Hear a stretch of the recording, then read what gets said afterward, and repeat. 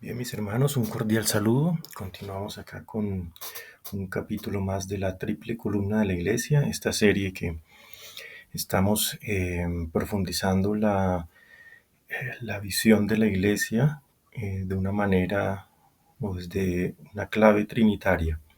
Sí, hemos visto ya cómo desde este primer pilar o primera columna de la iglesia, eh, que es la liturgia, el camino, la fe, habíamos visto cómo dentro de esta columna se encontraban los tres sacramentos de iniciación cristiana como una unidad, em, como, como un vestigio de la Santísima Trinidad, ¿no?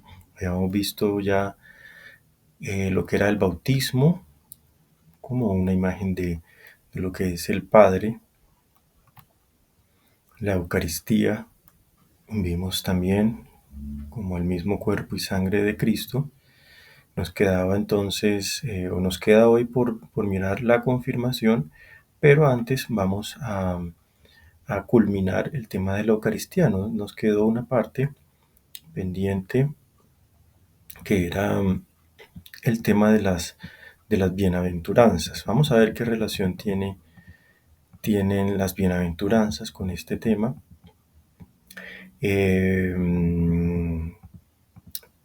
Bueno, teniendo en cuenta el numeral del Catecismo 1327, que nos dice, ya resumiendo todo lo que es la Eucaristía, dice que es el compendio y la suma de nuestra fe. Nuestra manera de pensar armoniza con la Eucaristía y a su vez la Eucaristía confirma nuestra manera de pensar. Frase de San Ireneo citada por el Catecismo.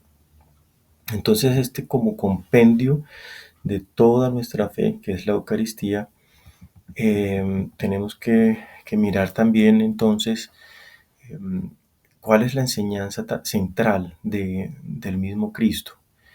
Y el mismo Catecismo nos dice que las bienaventuranzas están en el centro de esa predicación de Cristo. Por lo tanto, al nosotros comulgar el cuerpo y la sangre de Cristo, estamos uniéndonos a todo lo que es Cristo, incluyendo esas enseñanzas principales, ¿sí? Como uno de los frutos de la Eucaristía en nosotros es hacernos más íntimamente unidos a ese cuerpo de Cristo. Entonces nosotros también nos unimos a eso que Él nos enseñó y que no solamente enseñó, sino vivió, porque Jesús fue un evangelio viviente, no solamente con su palabra, sino con su ejemplo.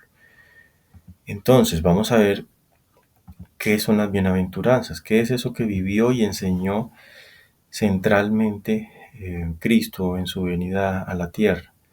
Numeral 1716 dice: las bienaventuranzas están en el centro de la predicación de Jesús.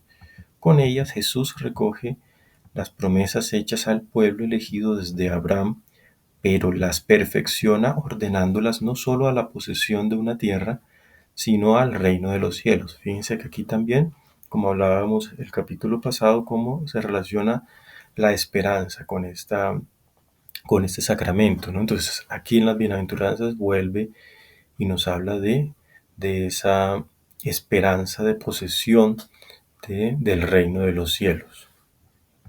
En el 1717 nos dice que las bienaventuranzas dibujan el rostro de Jesucristo y describen su caridad.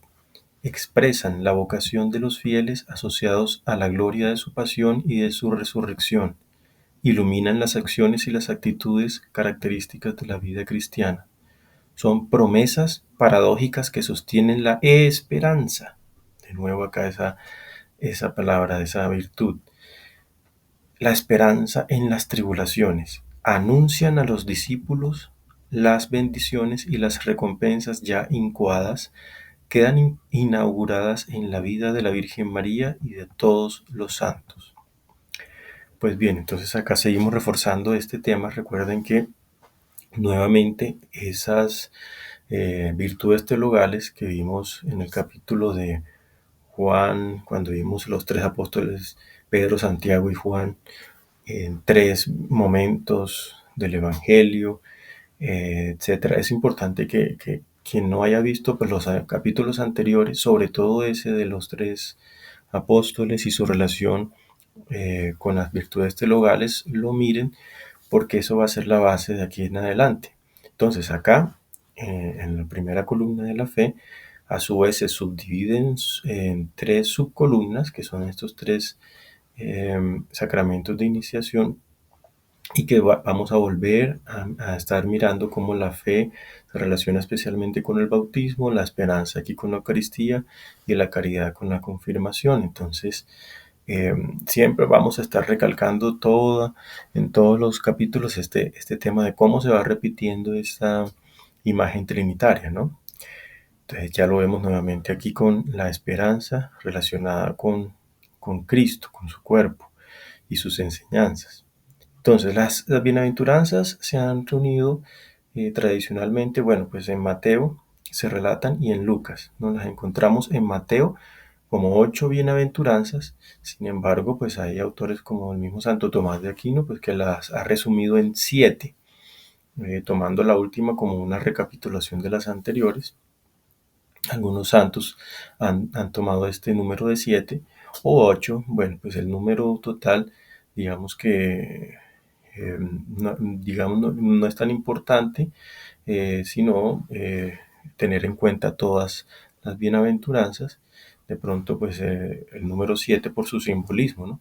Pero acá lo que nos interesa a nosotros es el que de esas tres, tomar esas tres que nos van a dar como esa imagen de la Trinidad, como lo hemos venido haciendo con los 7 dolores, los 7 sacramentos. Entonces, ahora estas 7 u 8 bienaventuranzas, tomamos 3. Resulta que pues es muy curioso que en el Evangelio de Lucas se recogen solamente 3. Entonces yo creo que ahí también, pues por algo, ¿no? El Espíritu Santo no es que haya inspirado a Lucas menos que a Mateo, o es que le quedó incompleto a Lucas. No, yo creo que según mi manera de ver, pues esto hay que mirarlo como una indicación más de que la Trinidad siempre está presente, ¿sí? No lo veamos como una deficiencia del Evangelio de San Lucas. Yo lo veo como que nos está indicando que de pronto no podemos resumirlas principalmente en estas tres bienaventuranzas que recoge San Lucas. ¿Cuáles son? Vamos a ver. Voy a citarlas. San Lucas sí es muy parco a la hora de definir cada una. Entonces, San Lucas habla, por ejemplo, bienaventurados los pobres, ¿sí? Pero entonces vamos a mirar esa misma bienaventuranza en la versión de San Mateo. Dice, bienaventurados los pobres de espíritu, porque de ellos es el reino de los cielos. ¿Ok? Entonces, como para comprenderla mejor. Aquí, ¿de qué, digamos, de qué forma podríamos relacionarla con, si vamos a verla en clave trinitaria, esta primera bienaventuranza que se relaciona con el Padre, podemos compararla con los dolores de la Virgen. Ya, como sabemos que estas bienaventuranzas están dibujando la misma vida de Cristo, ¿sí? Entonces, bueno, ¿qué sucedió en la vida de Cristo? Que relacionado con el Padre, pues ya vimos esa presentación que hicieron del niño Jesús en el templo, cómo lo presentaban al Padre. ¿Qué pasó en ese pasaje, en esa presentación? Allí vemos a María y José presentando a Jesús como pobres, porque según lo que ofrecieron, ¿sí? 2 pichones, esa era la ofrenda que hacían los pobres. Entonces aquí, fíjense que se relaciona, bienaventurados los pobres. ¿Okay? Joseph Ratzinger, en su libro Jesús de Nazaret, también nos dice que los pobres, según los salmos, son el verdadero Israel. María y José, Simeón y Ana, Zacarías e Isabel. Los pone como ejemplo de esos verdaderos pobres. Segunda bienaventuranza sería, bienaventurados los que tienen hambre y sed de justicia, porque ellos serán saciados. En Juan 6:35 vemos que Jesús dice, yo soy el pan de vida, quien viene a mí no tendrá más hambre y quien cree en mí nunca más tendrá sed. Entonces aquí hay una clara relación de esta segunda bienaventuranza con la Eucaristía, que es Jesús mismo, ¿sí? Entonces, quien tiene hambre y va a Jesús no, no volverá a sentir hambre, ¿no? Es decir, serán saciados definitivamente. ¿Ok? Y tercera bienaventuranza, entonces dice, bienaventurados los que lloran, porque ellos serán consolados. Bien, ¿cómo se relacionaría esta bienaventuranza con el Espíritu Santo? Ya hemos relacionado la primera con el Padre, la segunda con el Hijo. ¿Qué relación tendría esto con el Espíritu Santo? Los que lloran serán consolados. Pues sencillo. Aquí, por ejemplo, podemos traer a colación el, el numeral 692 del Catecismo, que nos dice que Jesús, cuando anuncia y promete la venida del Espíritu Santo, le llama el Paráclito, literalmente aquel que es llamado junto a uno, advocatus. Paráclito se traduce habitualmente por consolador, siendo Jesús el primer consolador. Entonces, uno de los nombres que se le ha dado al Espíritu Santo es el Paráclito, que significa consolador. Aquí hay una clara relación con esta bienaventuranza, porque seremos consolados, ¿sí? Con ese Espíritu Santo. Entonces, nuevamente aquí podemos ver una una relación de estas tres bienaventuranzas con la Santísima Trinidad como una subcolumna surgida de lo que es esta segunda o este segundo sacramento de la Eucaristía. Lo vamos a ver, bueno, o vimos en el bautismo cómo principalmente nos daba fe, esperanza, caridad, que son tres virtudes teologales que son parte de todas las virtudes, porque acuérdense que también hay, existen los que se llaman las virtudes cardinales, que son cuatro, ¿sí? Prudencia, justicia, fortaleza, templanza. Entonces esas cuatro que reúnen, digamos, todas las virtudes, esas cuatro cardinales, más las tres teologales, dan número de 7. Fíjense qué hermoso cómo la fe cristiana pues se va ordenando en torno a ese número 7. 7 dolores, 7 sacramentos, 7 virtudes, acá 7 bienaventuranzas, 7 u 8, bueno, también depende de cómo se vea, eh, y 7 dones del Espíritu Santo, que lo vamos a ver ahora en la confirmación, y de eso siempre se toman 3 que resaltan como imagen de la Trinidad. Entonces pasamos ahora a la confirmación. Y esos también los 13 yo soy, de los que habla el Evangelio de Juan, que también lo vamos relacionando con cada sacramento. Yo soy la puerta, es el bautismo, que es la puerta de entrada. Yo soy el pan de vida, la Eucaristía. Y ahora traemos la frase, yo soy la luz del mundo, de Juan 8:12 y 9:5. Vamos a ver por qué el Espíritu Santo es especialmente esa luz. El Espíritu Santo, el sacramento de la confirmación es una fortaleza especial y sello del Espíritu Santo. Nos fortalece para vivir como hijos de la luz. Eso está por allá en el Catecismo 1695, cuando habla de los efectos especiales que trae el Espíritu Santo en nuestra vida, trayendo o citando Efesios 5:8, nos dice que nos hace hijos de la luz. Entonces, vuelvo y aclaro algo que comenté también la vez anterior, que en el bautismo, pues obviamente recibimos ya el Espíritu Santo, recibimos los dones, las virtudes, y al recibir el Espíritu Santo, pues ya nos convertimos de alguna manera en luz del mundo, ¿sí? Eso es cierto, pero acá en la confirmación va a ser algo especialmente y, por decirlo así, exclusivamente del Espíritu Santo en sí, porque en el bautismo, pues, tiene rasgos que nos acercaban hacia el Padre. Como el Padre no es propiamente una persona que haya tenido una misión, ¿sí? Sino que las misiones son hechas por el Hijo y por el Espíritu Santo, ¿sí? Eso se explica en la economía sacramental. Entonces tenemos que entender que pues es el Espíritu Santo el que obra para de alguna manera relacionarnos con el Padre y por eso es el bautismo que nos hace hijos de Dios Padre. Entonces ya aquí hay un sacramento en la confirmación que nos va a reforzar por lo que es propio del Espíritu Santo, ¿sí? Con el bautismo y la Eucaristía, el sacramento de la confirmación constituye el conjunto de los sacramentos de la iniciación cristiana, cuya unidad debe ser salvaguardada. Eso pues ya lo habíamos hablado. Eso es el numeral del catecismo 1285. Unidad, ojo con eso, unidad que debe ser salvaguardada.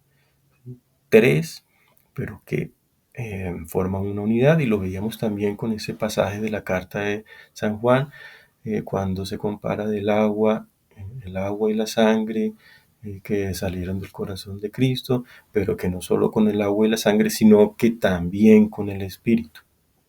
¿Ok? Nos constituye especialmente como templo del Espíritu Santo. Eso es como el resumen de lo que es la confirmación. Vamos a profundizarlo un poquito más con el numeral 1302 del Catecismo, que nos dice, de la celebración, está hablando de este sacramento, se deduce que el efecto del sacramento de la confirmación es la efusión especial del Espíritu Santo, como fue concedida en otro tiempo a los apóstoles el día de Pentecostés. Numeral 1303. Por este hecho, la confirmación confiere crecimiento y profundidad a la gracia bautismal, ¿sí? Es un crecimiento, un refuerzo.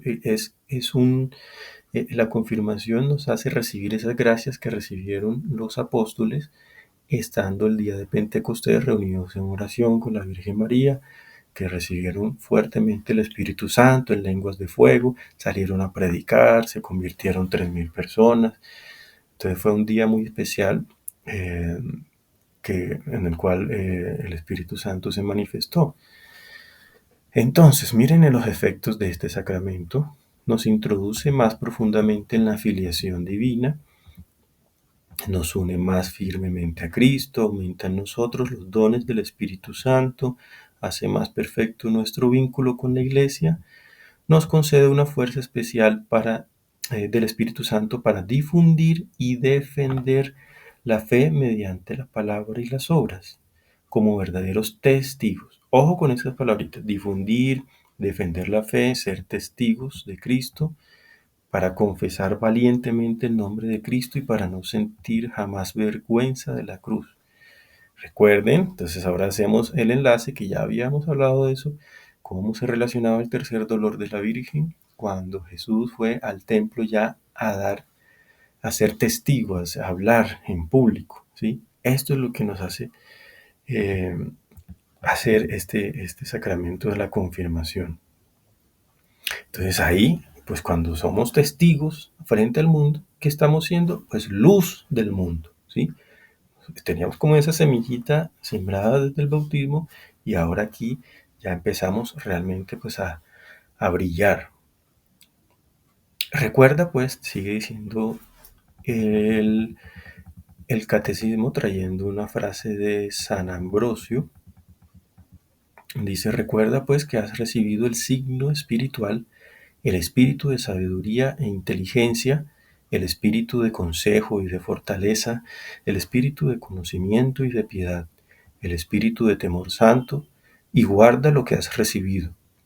Dios Padre te ha marcado con su signo. Cristo, Señor, te ha confirmado y ha puesto en tu corazón la prenda del espíritu. Bien, El siguiente numeral, 1304, nos dice que la confirmación, como el bautismo del que es la plenitud, solo se da una vez.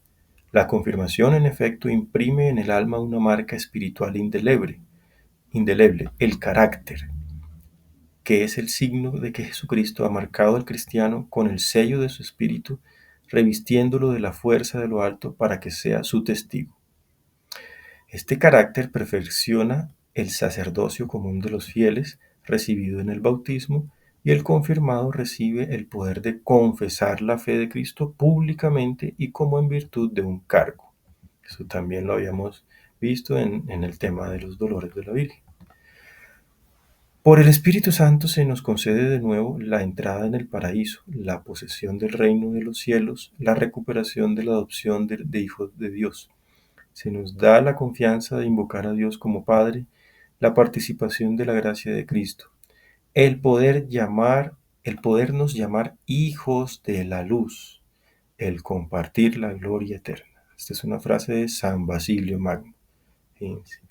Hijos de la luz, por eso yo soy la luz del mundo, se relacionan acá con ese sacramento. Vamos a ver también otras citas, por ejemplo, de San Juan Pablo II, en su audiencia general del 24 de abril de 1991, que nos dice: el Espíritu es la luz del alma, lumen cordium, como lo invocamos en la secuencia de Pentecostés. El Espíritu Santo fue la luz y el maestro interior de los apóstoles, quienes debieron conocer a Cristo en profundidad para cumplir su tarea como sus evangelizadores. Lo fue y lo es para la Iglesia y dentro de ella, para los creyentes de todas las generaciones y especialmente para los teólogos y maestros espirituales, los catequistas y los líderes de las comunidades cristianas. Lo fue y lo es también para todos aquellos que dentro y fuera de los confines visibles de la Iglesia desean seguir los caminos de Dios con un corazón sincero y sin culpa propia. No encuentran a nadie que les ayude a descifrar los enigmas del alma y a descubrir la verdad revelada. Algo muy importante que dice aquí San Juan Pablo II es que el Espíritu Santo no solo actúa dentro de la Iglesia, dentro de los bautizados, sino fuera, es decir, a todos aquellas personas de buena voluntad de otras religiones pues, en su corazón quieren buscar a Dios sinceramente, pero de pronto no han recibido esa revelación de Cristo, de su iglesia, pero el Espíritu Santo está ahí actuando en ellos. Por esta razón, sigue diciendo San Juan Pablo II, el Espíritu Santo ilumina a cada persona personalmente para guiarla en su comportamiento, mostrándole el camino a seguir y permitiéndole al menos vislumbrar el plan del Padre para su vida. Es la gran gracia de la luz que San Pablo pidió para los colosenses, comprensión espiritual, capaz de hacerles comprender la voluntad divina. Bueno, eso para profundizar un poquito el tema de la luz, porque dentro de los símbolos que recibe el Espíritu Santo, eh, vemos también que es descrito como, entre otros, ¿no? Como pues, aparece en forma de paloma, pero también aparece como nube y la luz. La nube y la luz que aparece varias ocasiones en las Sagradas Escrituras. Entonces, esa luz es el Espíritu Santo. La iglesia, templo del Espíritu Santo. Vamos a ver profundizar, como dijimos la vez pasada, que cuando nos bautizamos somos constituidos pueblo de Dios, cuerpo de Cristo y templo del Espíritu Santo. Y esto se relaciona cada uno, especialmente con cada sacramento de iniciación. Entonces aquí especialmente nos conforma como templo del Espíritu Santo. Fíjense lo que nos dice numeral 797. Lo que nuestro espíritu, es decir, nuestra alma, es para nuestros miembros, eso mismo es el Espíritu Santo para los miembros de Cristo, para el cuerpo de Cristo que es la Iglesia. Frase de San Agustín. A este Espíritu de Cristo, como a principio invisible, ha de atribuirse también el que todas las partes del cuerpo estén íntimamente unidas, tanto entre sí como su excelsa como con su excelsa cabeza, puesto que está todo él en la cabeza, todo en el cuerpo, todo en cada uno de los miembros. Cita de Pío XII, encíclica Mystici Corporis. El Espíritu Santo hace de la Iglesia el templo del Dios vivo. Así termina diciendo el catecismo, citando varias cartas del Nuevo Testamento, como Colosenses, perdón, Segunda de Corintios, Primera de Corintios, Efesios, etc. Y ahora entramos en un tema que, bueno, pues antes de continuar con lo que son los dones del Espíritu Santo, pues recuerdo que esto no es una catequesis completa de cada sacramento. O sea, hay muchas cosas que no hemos visto de la Eucaristía, del bautismo, eh, pero lo que queremos recalcar aquí es cómo tenemos la imagen trinitaria en varios aspectos de nuestra fe, ¿no? Entonces, ahora vamos a ver los dones, pero no vamos a ver los 7 dones completos, sino de esos 7, qué dones, esos 3 dones que nos van a representar esa imagen trinitaria, ¿sí? Eh, Vamos a ver en clave trinitaria los 7 dones del Espíritu Santo. Entonces vamos a tomar como primer don, que se relaciona con el Padre, el don de piedad. ¿Qué es el don de piedad? Vamos a ver principalmente unas catequesis tanto de San Juan Pablo II como el Papa Francisco, quienes estuvieron en varias catequesis profundizando el tema de los dones. Vamos a ver esta primera reflexión de San Juan Pablo II que nos dice: la reflexión sobre los dones del Espíritu Santo nos lleva hoy a hablar de otro insigne don, la piedad. Mediante este, el Espíritu sana nuestro corazón de todo tipo de dureza y lo abre a la ternura para con Dios y para con los hermanos. La ternura, como actitud sinceramente filial para con Dios, se expresa en la oración. La experiencia de la propia pobreza existencial, del vacío que las cosas terrenas dejan en el alma, suscita en el hombre la necesidad de recurrir a Dios para obtener gracia, ayuda, perdón. El don de la piedad orienta y alimenta dicha exigencia, enriqueciéndola con sentimientos de profunda confianza para con Dios, experimentado como Padre providente y bueno. ¿Sí? Hemos llegado entonces aquí a la relación clara.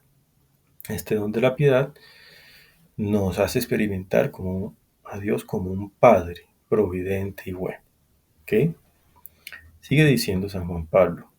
En este sentido escribía San Pablo: envió Dios a su Hijo para que recibiéramos la filiación adoptiva. La prueba de que sois hijos es que Dios ha enviado a nuestros corazones el espíritu de su Hijo que clama: Abba, Padre. De modo que ya no eres esclavo, sino hijo. Aquí está citando San Juan Pablo II, Gálatas 4, del 4 al 7, y también se puede complementar con Romanos 8:15. Esta enseñanza es tomada del Ángelus, domingo 28 de mayo de 1989.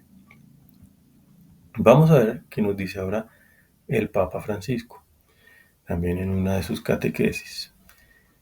Si el don de piedad nos hace crecer en la relación y en la comunión con Dios y nos lleva a vivir como hijos suyos, al mismo tiempo nos ayuda a volcar este amor también en los demás y a reconocerlos como hermanos. Entonces, fíjense cómo aquí el Papa Francisco complementa.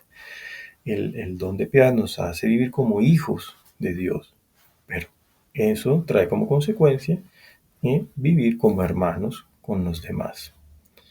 Queridos amigos, sigue diciendo el Papa Francisco, en la carta a los romanos, el apóstol Pablo afirma: cuantos se dejan llevar por el Espíritu de Dios, esos son hijos de Dios, pues no habéis recibido un espíritu de esclavitud para recaer en el temor, sino que habéis recibido un espíritu de hijos de adopción en el que clamamos, Abba, Padre.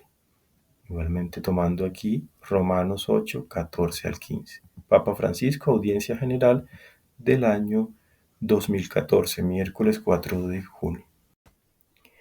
Bien, pasamos entonces ahora al segundo don, que estaría relacionado más con la segunda persona de la Santísima Trinidad. Ese don es el de la sabiduría.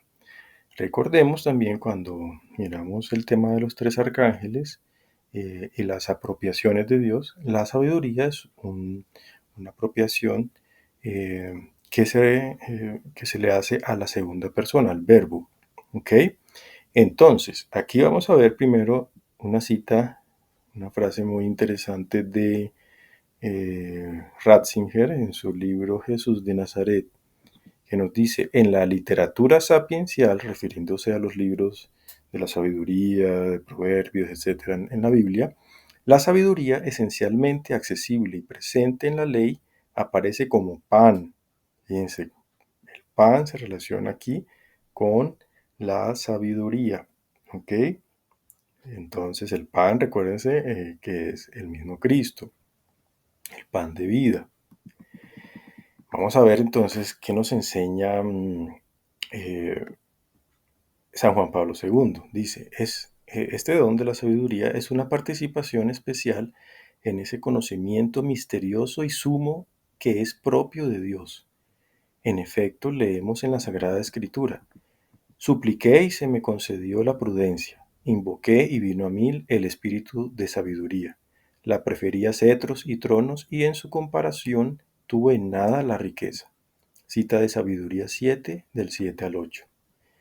Esta sabiduría superior es la raíz de un conocimiento nuevo, un conocimiento impregnado por la caridad, gracias al cual el alma adquiere familiaridad, por así decirlo, con las cosas divinas y prueba gusto en ellas.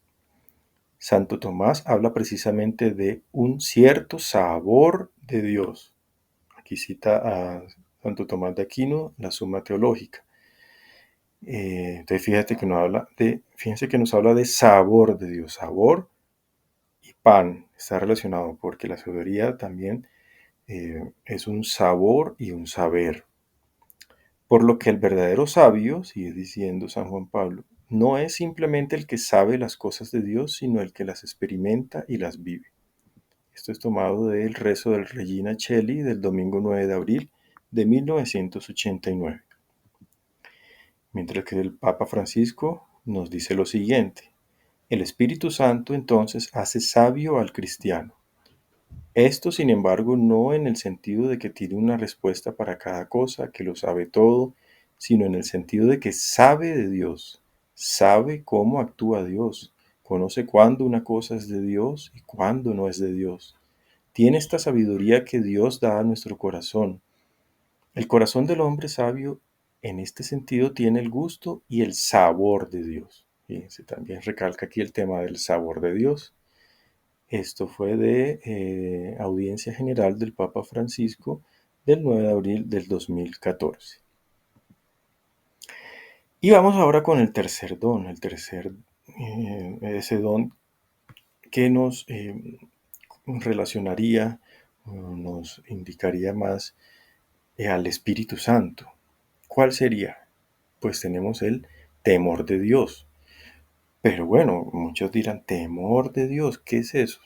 Se suele confundir con un sentimiento como de rechazo, mm, o no de rechazo, de cierto alejamiento de Dios por verlo como un Dios castigador, ¿no? Eso es el temor, pero no. Vamos a ver cómo el temor se relaciona es más que todo un amor, un temor, pero de ofenderlo, ¿sí? Y el amor, recuerden que en la Santísima Trinidad el Espíritu Santo es, en esencia, el amor del Padre y del Hijo. Vamos a ver qué nos enseña San Juan Pablo II con respecto al temor de Dios. Con este don, el Espíritu Santo infunde en el alma sobre todo el temor filial, que es un sentimiento arraigado en el amor de Dios. ¿Eh? El alma se preocupa entonces de no disgustar a Dios, amado como Padre, de no ofenderlo en nada, de permanecer y crecer en la caridad. De este santo y justo temor, conjugado en el alma con el amor a Dios, depende toda la práctica de las virtudes cristianas y especialmente de la humildad, de la templanza, de la castidad, de la mortificación de los sentidos. Recordemos la exhortación del apóstol Pablo a sus cristianos. Queridos míos, purifiquémonos de toda mancha de la carne y del espíritu, consumando la santificación en el temor de Dios. Cita de 2 de Corintios 7:1. San Juan Pablo II, Angelus, del 11 de junio del 1989. Entonces, fíjense que aquí también se relaciona con el tema de la castidad. Lo vamos a ver en la tercera gran columna, que es el Espíritu Santo, el amor y la castidad. Y fíjense también cómo, bueno, no, primero vamos a ver la enseñanza del Papa Francisco, que nos dice al respecto. Esto hace el Espíritu Santo con el don del temor de Dios. Abre los corazones. Corazón abierto a fin de que el perdón, la misericordia, la bondad, la caricia del Padre vengan a nosotros, porque nosotros somos hijos infinitamente amados. Cuando estamos invadidos por el temor de Dios, entonces estamos predispuestos a seguir al Señor con humildad, docilidad y obediencia. Esto, sin embargo, no con actitud resignada y pasiva, incluso quejumbrosa, sino con el estupor y la alegría de un hijo que se ve servido y amado por el Padre. El temor de Dios, por lo tanto, no hace de nosotros cristianos tímidos, sumisos, sino que genera en nosotros valentía y fuerza. Es un don que hace de nosotros cristianos convencidos, entusiastas, que no permanecen sometidos al Señor por miedo, sino porque son movidos y conquistados por su amor. Ser conquistados por el amor de Dios. Y esto es algo hermoso. Dejarnos conquistar por este amor de papá que nos quiere mucho, nos ama con todo su corazón. Pues aquí, fíjense una cosa, fíjense cómo retoma el tema, este don retoma el tema del don de la piedad que nos hace sentir cercanos al Padre, pero ya sintiendo más que todo su amor. Y también nos hace entusiastas, ¿sí? Y, o sea, que queremos, un cristiano entusiasta es alguien que va y que habla de Dios, ¿cierto? Que hace cosas por Dios. Fíjense cómo esto es también un reflejo de ese sacramento de la confirmación que hablábamos hace un momento.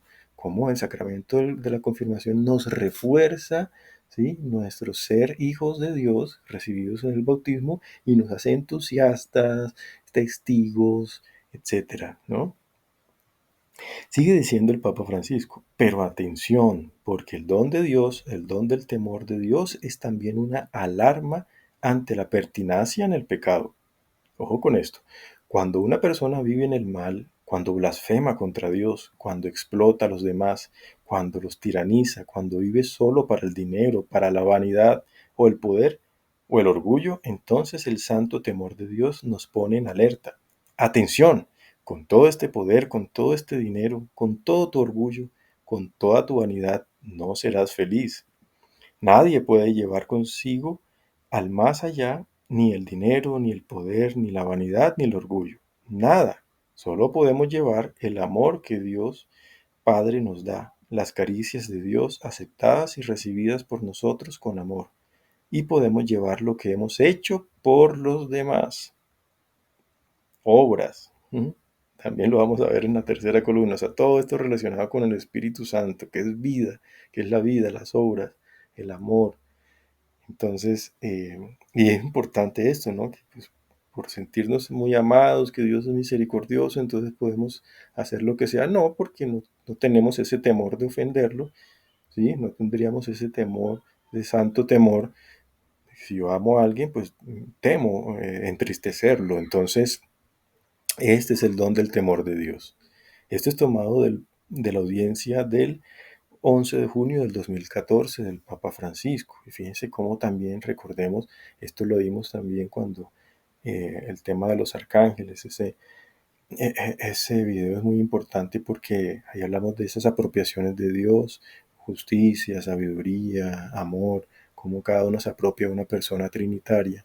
Y vemos veíamos en el tema de, así como veíamos el tema de la sabiduría relacionado con el arcángel Gabriel, acá el amor y la misericordia relacionados con el arcángel Rafael, el tema de la castidad también, en su historia de Tobías, cómo pues, la castidad era importante en esa relación con su esposa, etcétera. Bueno, eso lo vamos a ver con profundidad en la tercera columna, ¿no? Pero aquí vemos, empezamos a enlazar temas y vemos todo de una manera orgánica. El Papa Francisco también citamos cómo es importante no, él decía que es importante no eh, malinterpretar la misericordia, porque la misericordia hay que recibirla, y para recibirla pues se necesita un espíritu arrepentido y con disposición de conversión. Bien, hermano, entonces con esto terminamos el tema de los sacramentos de iniciación cristiana, como cada sacramento pues tiene una especie de subcolumnas que también son trinitarias, imágenes trinitarias, ¿no? Fe, esperanza, caridad, con el bautismo, las tres bienaventuranzas que nos dice San Lucas, y ahora eh,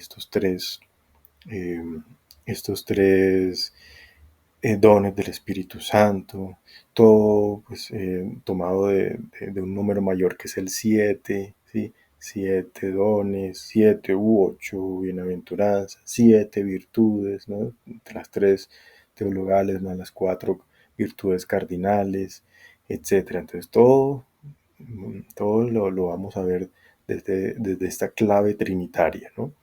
Yo les pido el favor, hermanos, que compartan este material si de verdad les ha gustado, les ha servido, porque muchas veces pues hay personas que necesitan de conocer de estas cosas básicas de la fe y bueno, somos nosotros esos instrumentos que Dios quiere utilizar para compartir, ¿no? Compartan, den like a los videos porque eso nos permite también que YouTube aparezca de pronto a personas que no se han suscrito, ¿sí? Suscribirse al canal es importante porque el crecimiento del canal ayuda a que tenga más visualización en redes, ¿no? No es porque pues uno quiera pues llenarse de, digamos, de seguidores ni nada, no, a mí realmente lo que me interesa pues es que la verdad, que este esfuerzo que hago gratuitamente por Dios pues llegue a más personas y les sirva.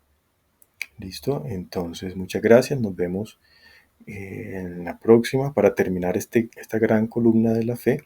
Vamos a ver cómo ya dentro de cada persona, cómo se relaciona con nuestros sentimientos, nuestra voluntad, el tema de la obediencia, ¿sí? Vamos a ir ya terminando esta primera gran columna. Muchas gracias y que Dios los bendiga.